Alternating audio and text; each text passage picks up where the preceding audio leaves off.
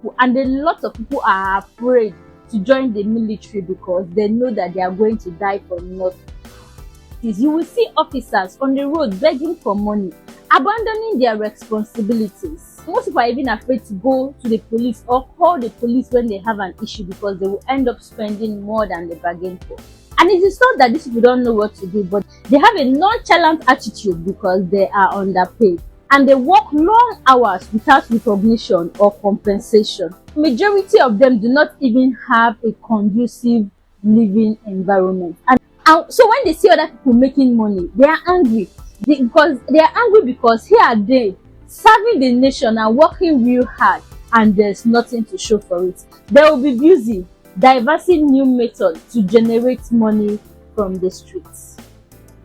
And when you see a nation doing very well, study its military sector.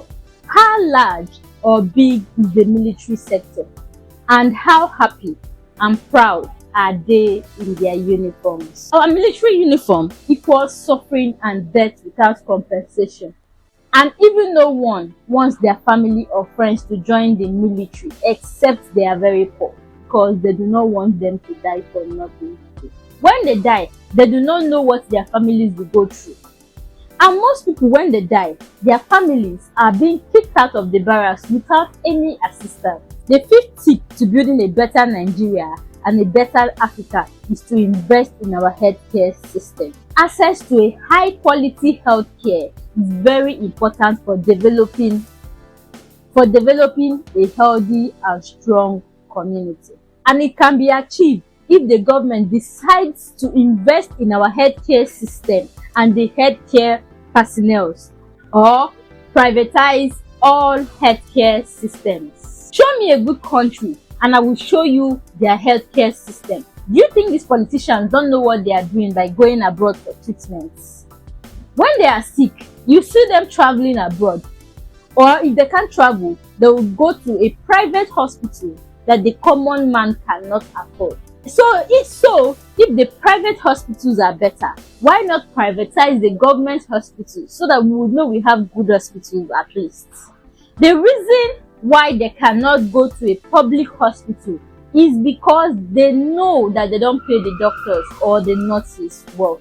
When you pay people well and you provide the equipment that they need to do their job, they will deliver exceptionally well, and you don't provide what they need to do their job, they will feel uninspired, of course. And this is the reason why our doctors and nurses prefer to travel abroad.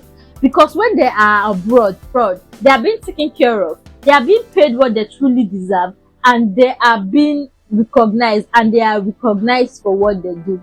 And because of these reasons, they must deliver what they are being paid for.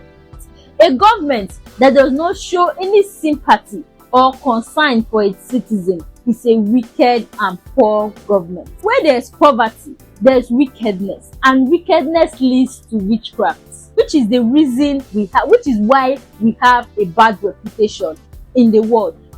I am not saying all Nigerians are bad. I am proud and grateful for the few Nigerians who are making an impact, who are creating an impact and changing the narratives for us home and abroad. I used to think that the Nigerian government didn't know what they were doing until during COVID. Because during COVID, I realized that Nigerians are very nasty and wicked people. How do you expect me to understand this? People were in their house, starving, sick, and they could not go out because of the lockdown. Meanwhile, other countries were busy donating food items and even money to their citizens while they were indoors. While somebody in the Nigerian government decided to lock up the palliative that was provided for people who were starving, sick, and couldn't go out in their houses. All this food was donated, and somebody decided to lock it up and use it for her own personal birthday present.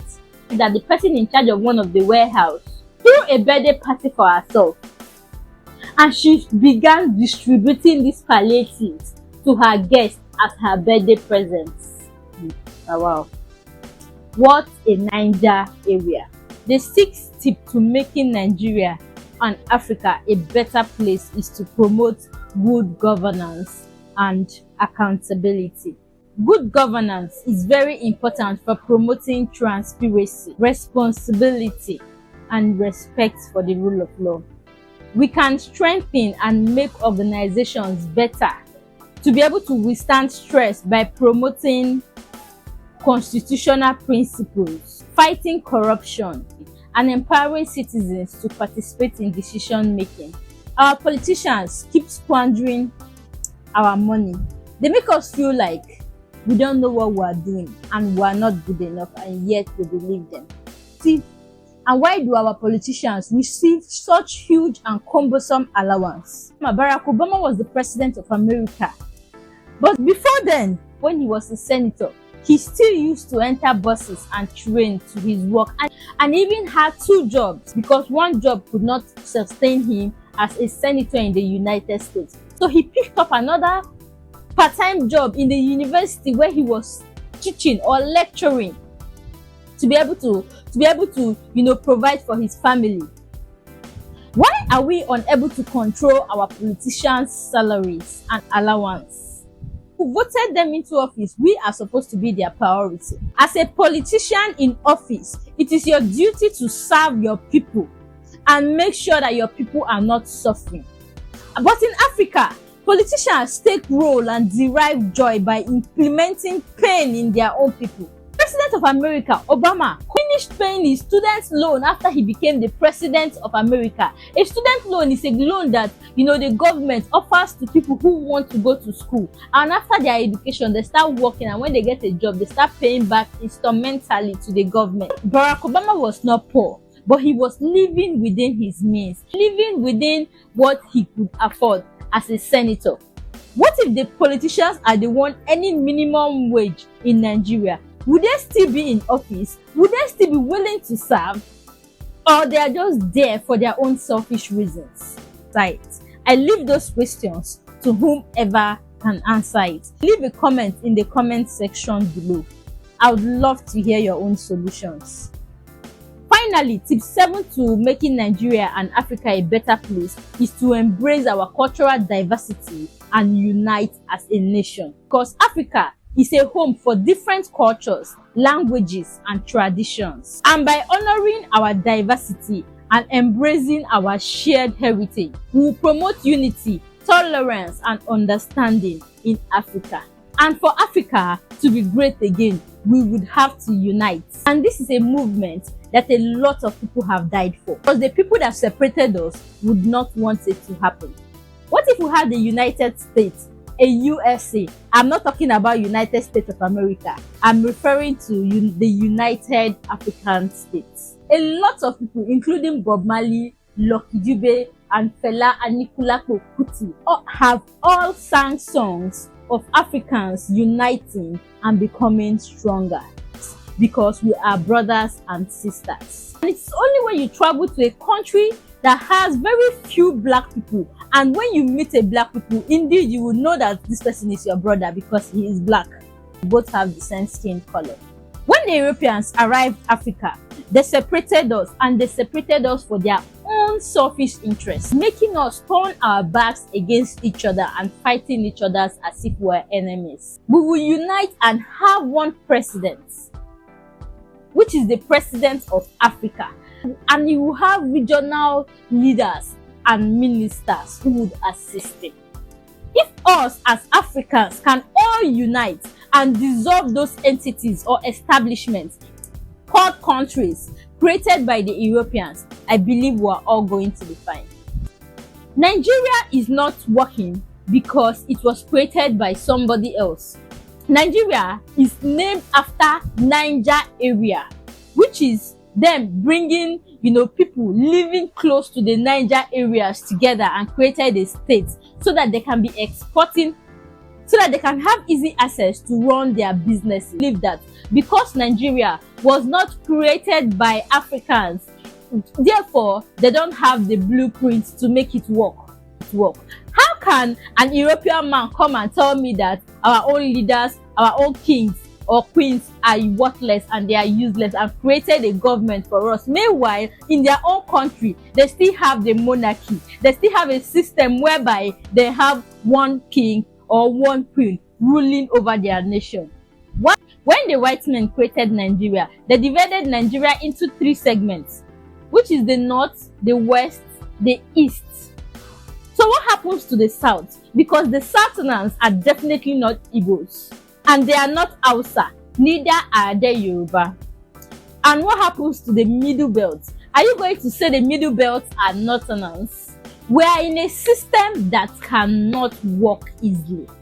The white man separated Nigeria. They separated it into 3, leaving Tafawa Balewa as the head of state. And then they have 3 other leaders who are regional leaders managing their own. This is why it did not work, and that is why the Biafra War broke out.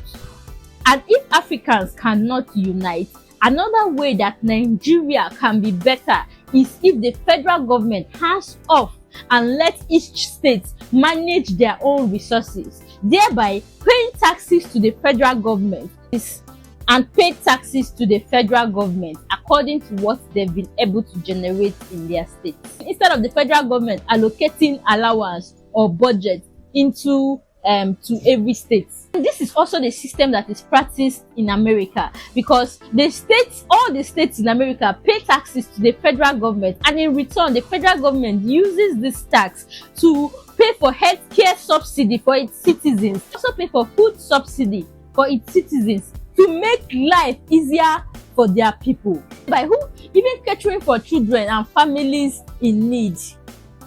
A government can be replaced, but a monarch cannot be replaced. Thank you so much for joining me today. By implementing these tips, which is investing in education, boosting entrepreneurship, raising innovation, strengthening our healthcare system, protecting our environment, promoting good governance, and accepting our cultural diversity, we can build a better Nigeria and a better Africa.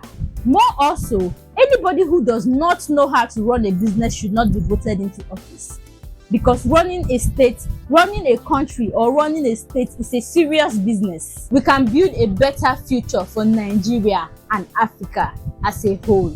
So, by implementing this tip, a lot of people who do not know how to run businesses or corporation would not be interested in becoming, going into politics, because they know that when they get there, they would have to perform and prove themselves. The government is supposed to be a money generating industry, not a milking establishment where people can go and take money for themselves and their families, or to become wealthy without having to work for it.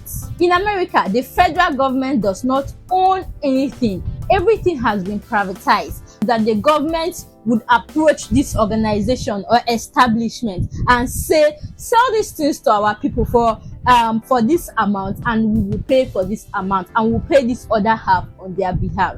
Thank you so much for joining me on this conversation. If you find this video useful, please like, subscribe, and share it with your friends for more content on building a better Africa and a better Nigeria for all of us. Together, we can make a difference. Until next time, be encouraged and continue to strive for a positive change. I will see you in my next video. Bye.